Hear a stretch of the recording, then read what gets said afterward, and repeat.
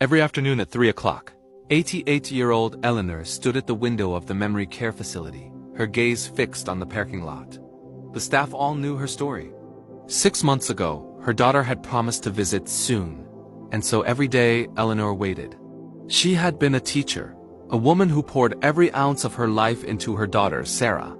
She tutored students late into the night just to afford Sarah's violin lessons. She drove her to competitions across 3 states, choosing to sleep in their cramped car to save money on hotels. When Sarah was accepted into the prestigious Juilliard school, Eleanor didn't hesitate. She took out a second mortgage on her home, betting everything on her daughter's dream. At Sarah's graduation recital, Eleanor sat in the very back row, wearing a dress she'd owned for a decade. As Sarah played, tears of pure joy streamed down her mother's face. Now Sarah was a world-renowned violinist, a star who graced international stages, and Eleanor?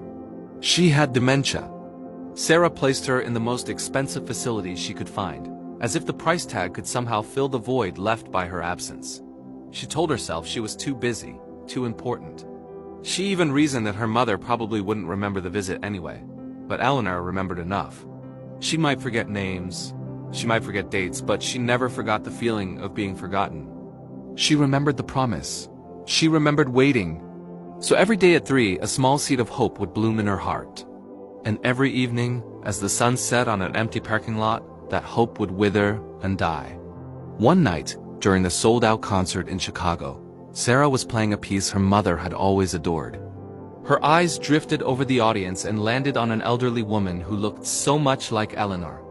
A younger woman was gently adjusting her shawl, whispering in her ear with a loving smile. In that instant, Sarah's fingers faltered on the strings. An image of her own mother flashed in her mind, standing alone at that window, waiting for a daughter who never came. The music stopped. In front of thousands, Sarah stood motionless, tears carving paths down her cheeks. She turned and walked off stage. Her manager found her backstage, collapsed in a chair, sobbing uncontrollably. "I abandoned my mother," she wept. "What is any of this worth if I've lost my soul in the process?" That night, Sarah canceled the rest of her tour. The next day, at exactly 3 in the afternoon, she didn't call, she didn't send a gift. She drove to the facility. She got out of her car, stood right outside her mother's window, and waved. Eleanor looked up. A slow, radiant smile spread across her face, a light that hadn't been seen in months. "My baby," she whispered, her hand rising to touch the glass.